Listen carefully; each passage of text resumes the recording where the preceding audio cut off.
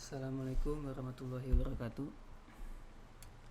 Di sini saya akan mempresentasikan tentang ide produk yang telah dibuat oleh Dirdes Wisa Muhammad dan saya sendiri Novel Syamil Zarlauza yang bernama Cebel atau 2-in-1 Table and Chair.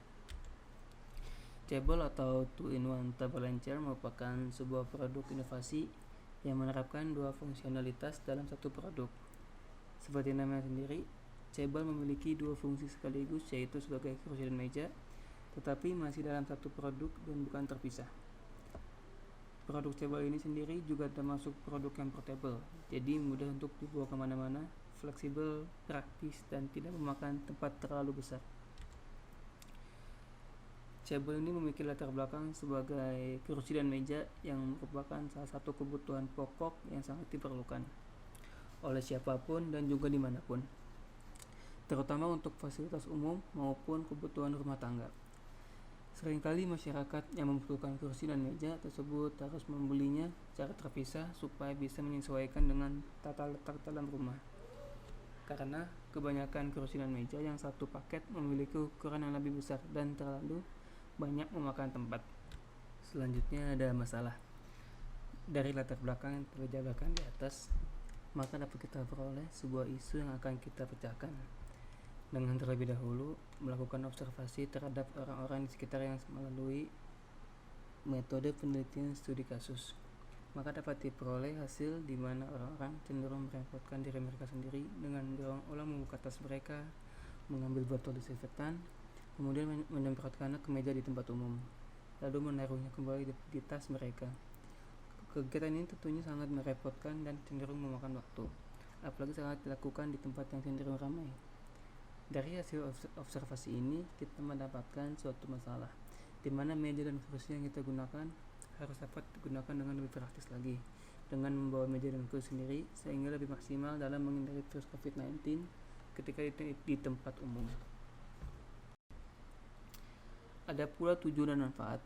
Yang pertama adalah memudahkan masyarakat ataupun penggunanya yang kesulitan mencari meja dan kursi yang fleksibel, praktis, dan tidak terlalu memakan tempat. 2. Memberikan ruang yang lebih luas karena ukurannya fleksibel dan tidak terlalu besar.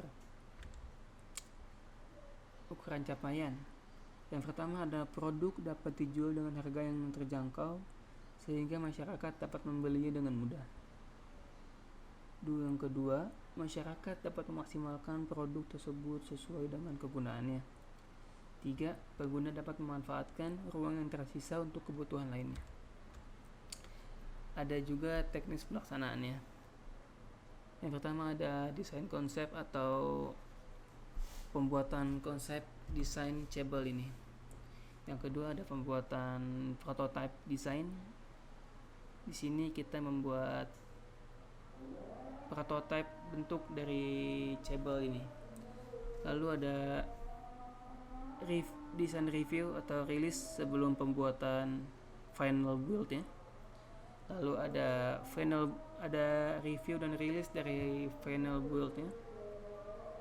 Lalu sebelum diproduksi. Lalu ada produksi unit.